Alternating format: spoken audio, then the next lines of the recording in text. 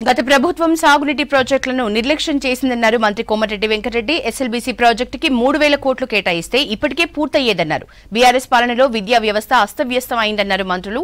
కాంగ్రెస్ సర్కార్ 3 నెలల్లో 31,000 ఉద్యోగాలు ఇచ్చిందని చెప్పారు.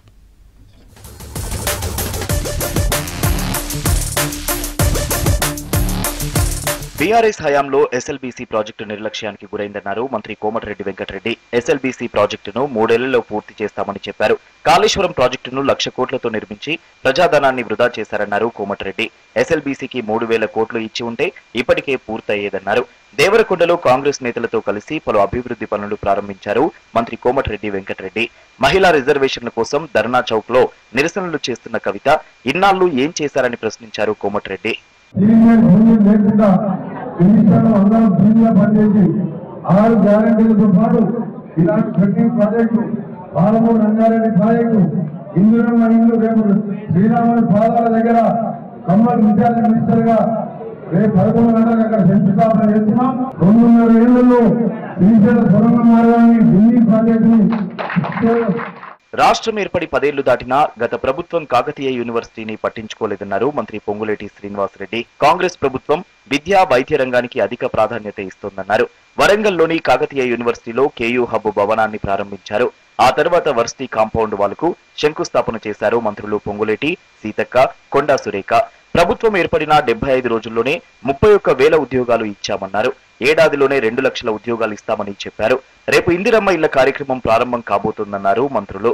ఆనాడు ఉద్యమ కాలంలో ప్రతి ఇంటికి ఉద్యోగాన్ని ఇస్తానన్న పెద్ద మనిషి నిరుద్యోగులకి నిరాశే మిగిల్చిన ప్రబుద్ధుడు ఆనాటి ముఖ్యమంత్రి కల్వకుంట్ల చంద్రశేఖరరావు గారు.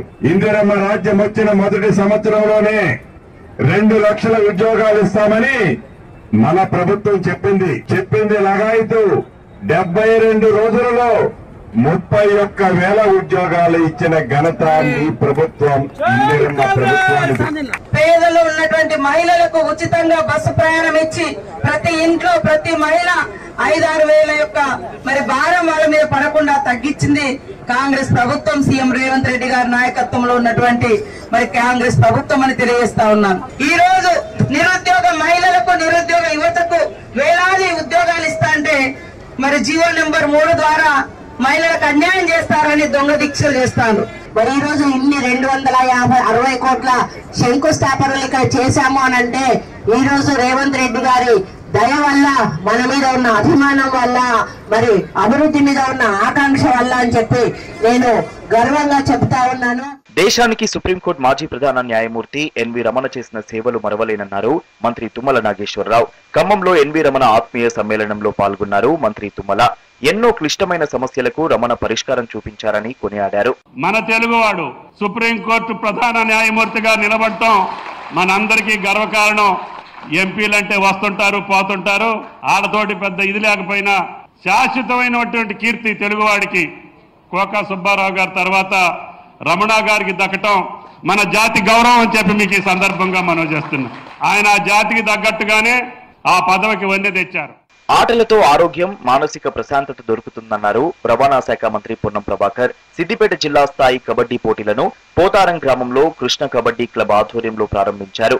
క్రీడాకారులతో కలిసి కాసేపు సరదాగా కబడ్డీ ఆడారు మంత్రి పొన్నం ప్రభాకర్. శారీరకంగా, మానసికంగా, అదేవిధంగా భవిష్యత్తులో ఉద్యోగాలు పొందే ప్రాంగంగా చెప్తాను. మిత్రులంతా ఈ ఊరు నుంచి ఆదర్శ క్రీడలు నిర్వహించడం వల్ల ఊర్లో అందరూ కూడా ఒక చైతన్యం ఉంది. పిల్లలంతా చాలా గట్టిగా కట్టుబాటు ఉంటారు. మాటకు గేమ్స్ కూడా చాలా బాగా ఆడతారని చెప్పినారు. మెట్రోపాలిటన్ సిటీల్లో జరిగే హాఫ్ మారథాన్ ను సిద్దిపేట జిల్లా హుస్నాబాద్ లో నిర్వహించడం సంతోషంగా ఉందన్నారు మంత్రి పొన్నం ప్రభాకర్. పైకే రన్ లో ఓడిపోయిన వాళ్లు నిరాశ చెందకుండా మరోసారి ప్రయత్నించాలని సూచించారు. రన్నర్స్ అసోసియేషన్ ఆధ్వర్యంలో నిర్వహించిన 4వ ఎడిషన్ హాఫ్ మారథాన్ పైకే రన్ ను ప్రారంభించారు మంత్రి పొన్నం. ఫిట్స్ వచ్చి పడిపోయిన వ్యక్తిని అంబులెన్స్ లో హాస్పిటల్ కు పంపించి వైద్యం అందించారు మంత్రి జూపల్లి కృష్ణ.